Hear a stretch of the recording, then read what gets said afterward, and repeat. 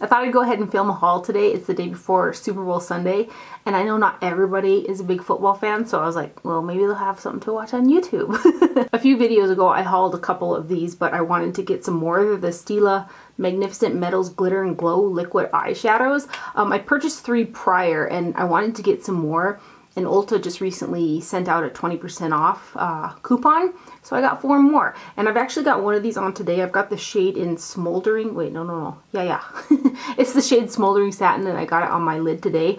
I really like these. You can wear them by themselves, and you can also wear them as topper shadows. I like to put them over already shiny shadows to make it really shiny. You do have to kind of watch how thick of a layer you put on, because the thicker the layer, the more apt it is for the glitter particles to fall out, because these ones do have a larger glitter particle in them. So I'll go ahead and swatch the one that I have on right now. This is Smoldering Satin. It's kind of a taupe with silver glitters in it.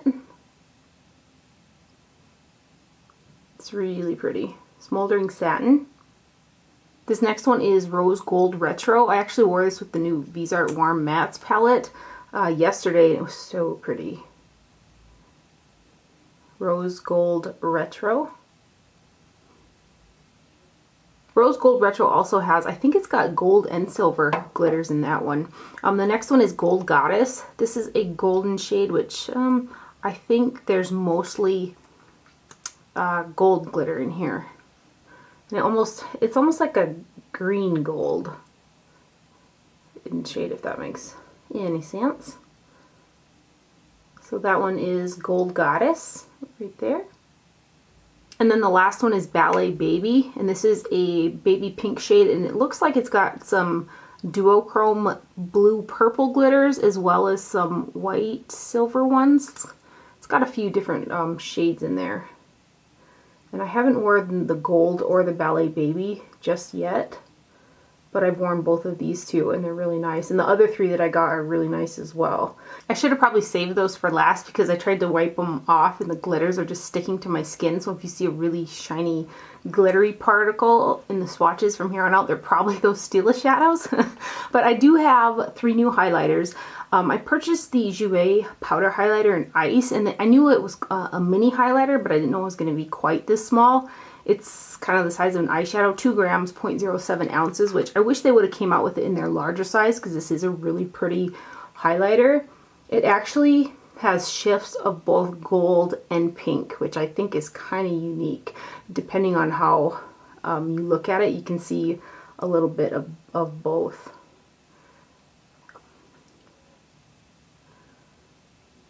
So that is, I'm trying to see, you can see a little bit of the pink, right, and then it's gold. So that's Jouer Ice. This one is light enough for super fair skin tones. And then I just got this next one yesterday, and I have it on my cheeks today. It's kind of that purpley pink sheen that you see on the top of my cheekbones. And it's the Neo-Limelight Highlighter from Kevyn Aucoin. And it does come in a little pouch, which mine has got cat hair all over it. It actually has a name. It's called Ibiza, I think is how you pronounce that. Ibiza.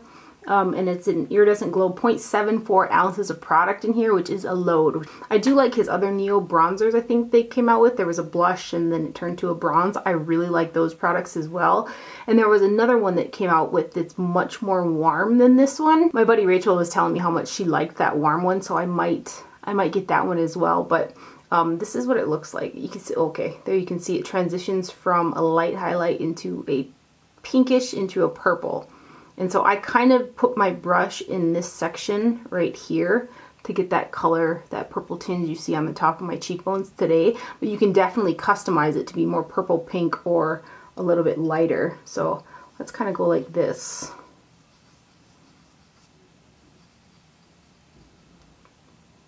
And this is like traditional powder highlight, so.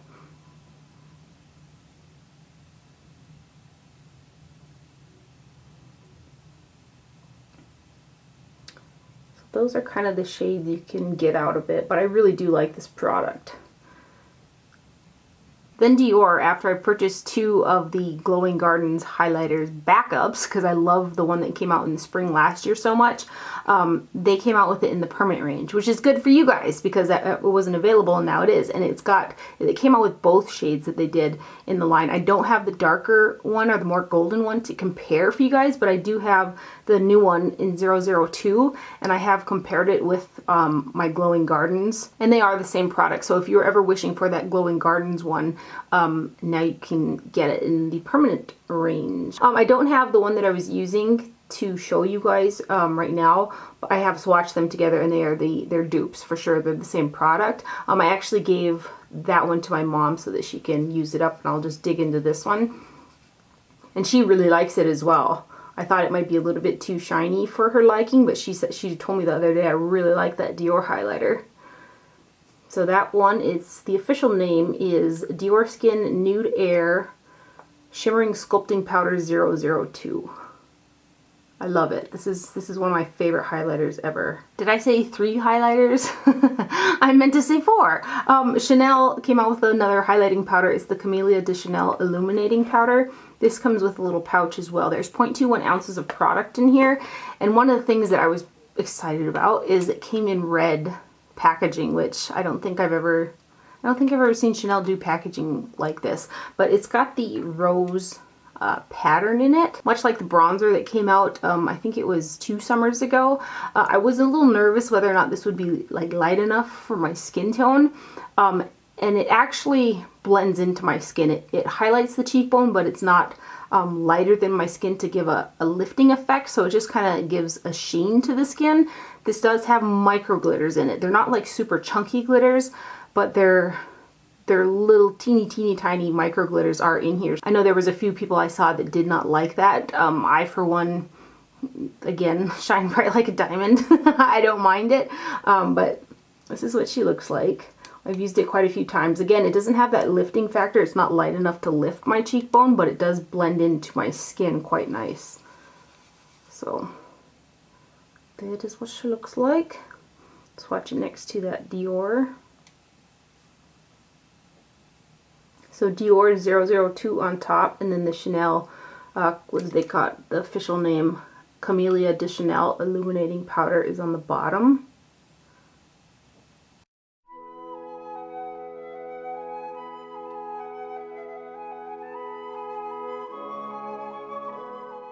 Then Nars recently launched a new line of concealers. They're called the Soft Matte Complete Concealers. I got the lightest one. It's Light 1 Chantilly. I think the names are quite the same as the one in the wand. Why can't I think of the name of it? Anyway, I was pretty excited about this product. It's got nice pigmentation to it. It blends into the skin really beautifully. The thing that I was like, I wasn't sure about was the #1 ingredient is dimethicone. And I've worn it underneath my eyes. I wore it twice underneath my eyes. The second time that I wore it, when I washed my face, I had a little red bump underneath this eye, so I stopped using it under my eyes. And the next day I thought, well, it's got quite a bit of like dimethicone priming type of ingredients in it, so I tried it as an eyeshadow base, and it did work nicely underneath eyeshadow. But then again, I washed my makeup off, and sure enough, I had a red dot underneath my eyebrow. So I'm not going to be using this anymore. I'm actually probably going to send it back because it's just not vibing with my skin. But the formula is really nice. It's got nice coverage and it blends really nice. But my skin is just, I already knew that my skin kind of has issues with dimethicone, and this is the #1 ingredient. But I thought, well, maybe, you know, maybe it'll be fine. But 2 days with 2 red dots, I was like, nah. But it feels really nice, and you can see how well it covers. So that one there is Light 1 Chantilly. This was an alright color for my skin tone. However, I would have preferred, especially for underneath my eyes, something that was a little bit more pink in tone, I guess. Another concealer, RMS recently came out with a shade lighter in their Uncover Up, and I know I used to use the 00 quite a bit as eyeshadow primer. I still reach for it every now and again, but it was just too deep for underneath my eyes, but I did like the formula, so I thought I'd go ahead and give this one a try. And this one is light enough as well, but I wish it had a little bit more of a pink undertone to it. But if you're looking for really opaque coverage, this one probably won't be for you. It gives light coverage, but it can be built up, and it has quite the hydration, so if you're not into like a stickier, more hydrating concealer, you definitely won't like this guy. So there is the RMS 000, and there is Nars's Chantilly. These next products I was super excited about when I first saw them, and tons of you guys tagged me on Instagram. Charlotte Tilbury came out with 2 new lipsticks. One is in the shade Valentine, and the other one is in the shade Pillow Talk. You guys know that her lip liner, or her lip cheat in Pillow Talk, is one of my favorite lip liners ever. I'm at the very bottom of 2 of them. I've got 2 that are like this long right now. The Pillow Talk shade is in her matte formula, and then the Valentine shade is in her regular formula, which I know I mentioned in my empties video about the Tom Ford lipsticks going rancid and not buying anymore. These ones feel the same as those Tom Ford lipsticks. They're cheaper and they don't go rancid. I have 1 or 2 that I purchased when her line first launched, and I like paid out the yin yang to ship them from Selfridges, and those ones still smell like the day that I opened them. So Charlotte Tilbury lipsticks are 2 thumbs up for me. The matte formula isn't that type of formula that dries down and gives your lips that dry it up look. They have the silicones in it, so they stay comfortable on the lips. So let me go ahead and swatch these. I actually have Pillow Talk lip cheat on again today. But this one here I did wear the other day, and I do like the shade. It's a little bit darker than I thought. I'm going to swatch it next to the Pillow Talk lip liner as well, but I typically use Pillow Talk to line the outer portion, and then I fade it in. But with the Pillow Talk lipstick, I would actually prefer a lip liner that's a little bit darker than this. So when I wear Pillow Talk, I probably won't use the actual Pillow Talk lip liner. But let me go ahead and swatch the lip liner next to it. So there is the lip liner, and there's the lipstick. And then the shade Valentine, I absolutely love it with the Pillow Talk lip liner, which I actually started off today, because it's, what time is it? It's like a little bit later in the day. I actually started off my look with the Pillow Talk lip liner and then the Valentine lipstick, but I put over a MAC Patent Polish lip pencil like before I pushed the record button. But let me swatch this guy. This is more her traditional lipstick formula. It's got a slight glossiness to it, but I love the shade. I've got a MAC lipstick here I'm going to compare it to, because they do have similarities, and that is MAC's Cream Sheen in Cream Cup, which again is one of my favorite lipsticks. This has got more pink to it, however. But they're not, I mean, they're not too terribly far off. So there's Cream Cup by MAC, and there is the new Charlotte Tilbury Valentine, which I love both of those, with Pillow Talk lip liner. Then I also got 2 of the new Marc Jacobs Highliner gel crayons. These are the matte gel eye crayons. I know I mentioned them in my last video, the empties video, about them drying up really soon, and that the more recent ones, you guys had said have a creamier formula. They redid the formula. And the last Introvert shade that I purchased, I felt that in it. It had a creamier formula, and I pulled it out of my purse because I carried it around with me.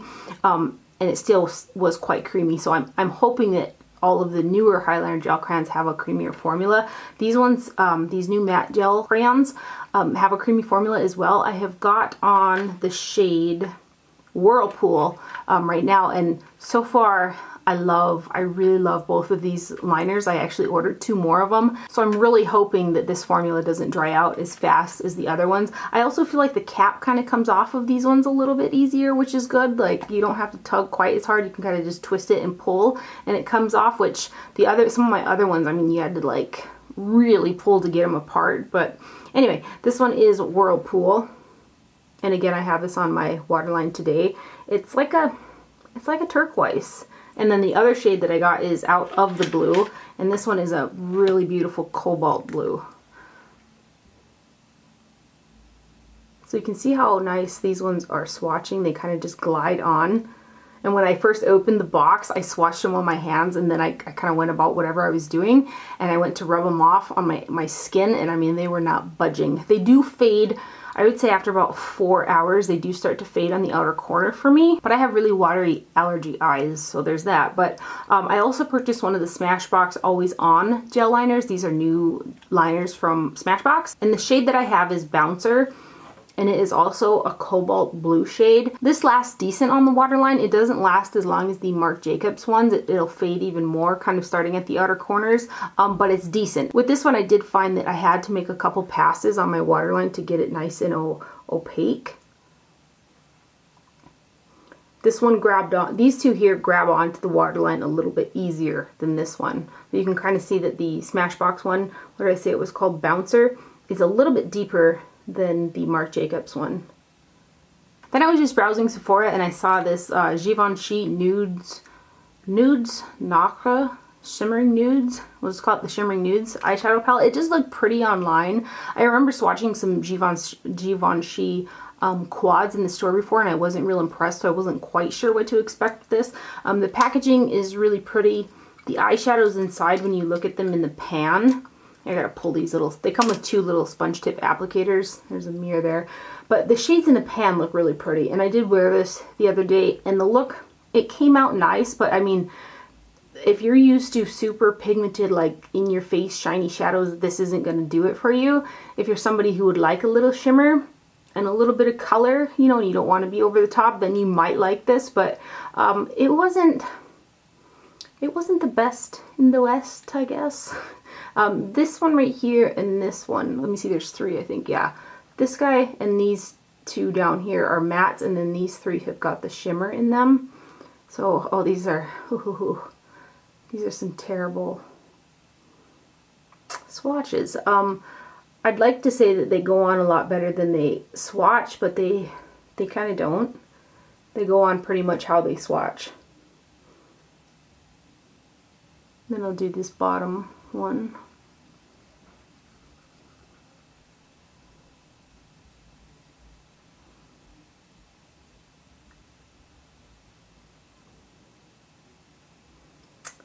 So that is the Givenchy Shimmering Nudes.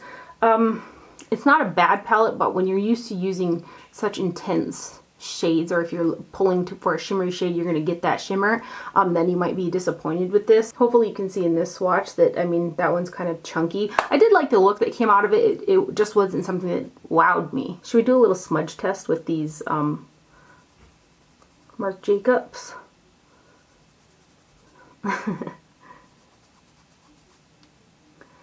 And then this last product is the Lorac California Dreaming Eyeshadow Palette. And the packaging was so cute. That's kind of what drew me to it. I don't know how well. Oh, you should be able to see pretty good, but you can see like little kitties on there, and it's just really cute. It is cardboard, but the packaging is cute. And then it's surrounding the mirror as well. And then you've got your eyeshadows, which there is a total of 9.72 grams or 0.34 ounces of product in there. So whatever that is divided by 12, I should have did that prior. I would say that the majority of the shades in here are like a satin finish. They're not like full-on matte. The ones that I think are true mattes would be Cozy, Overcast, and Bonfire. Like Cable Knit is more satin, Hot Toddy is more satin. But this is the palette that I have on my eyes today. And I did use mattes from the crease upwards. I used this eyeshadow, this kitty cat shade, and then one of the Stila glittery shadows over top of it, so that's what that shine is.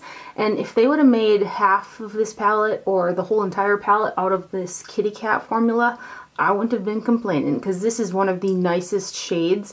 It's like super intense and shiny. It's got like, it's like a taupe. But there's only one of that formula in here, and that's this guy. The matte shades, I did take my time with them and was really careful about when I was placing them, because I do have trouble with Lorac's more matte satin type of eyeshadows, and all of them are really pigmented, but I did have to be careful when I was blending the eyeshadows, because with these ones, when I tried to build on shadow that's already placed, after a while of blending, I can't get any more product to adhere to it after that. But I took my time, and I think that the look came out quite pretty.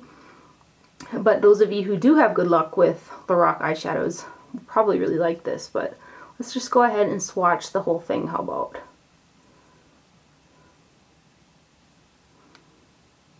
They are really soft eyeshadows, and when you put your brush in those more matte satin type of shades, you do get a lot of product kick up. And I'll do this guy.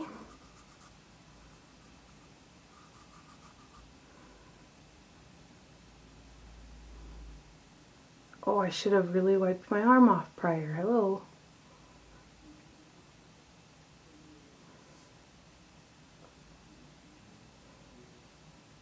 And then these last four, this is my favorite shade. It's It's so beautiful. Like truly. Keep up with this shade, Lorac. It's really good. And I thought that I would get a bunch of fallout with it for some reason, because it was so high shine, and I didn't. I didn't get any fallout with it. I used the flat shader and packed it on the lid. It was awesome. Oh, see? Oh, isn't it beautiful?